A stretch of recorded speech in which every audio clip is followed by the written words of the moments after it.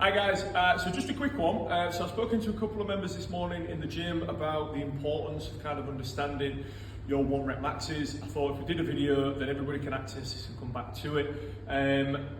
Obviously now the program's changed a little bit and we've got a little bit more emphasis on those main big bang for your buck barbell movements, and now people are progressing and wanting to get stronger. It would make sense that we understand what our best lifts are.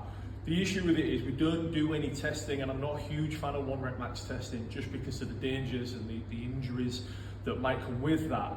But it would make sense to understand what your best lift is so that when you're doing your working sets, you are working at a certain percentage of that, right? So for example, if I knew that my 1 rep max on a deadlift was 100 kilos and I was doing sets of 5s, I should realistically have something like 80% of that on the bar. So I should have 80 kilos on the bar.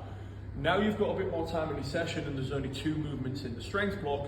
When you're in that rest period, you could be writing things down on your phone. You could track that on your phone if you wanted to. So I have sent this in a notification on your app and I will put it below, but if we put our weight in kilos that was on the bar and we multiply that by the reps that you did, for example, in an AMRAP or something, and then we multiply that by 0.033, and then we add the weight again. That sounds all a little bit scatty, but that will give us an estimated 1 rep max. So for example, if I did a deadlift, 85 kilos, I did that 3 times, I times that by that number, and then I add that 85 kilos again, that gives me an estimated 1 rep max of 93 kilos. So I know my best deadlift would be 93 kilos.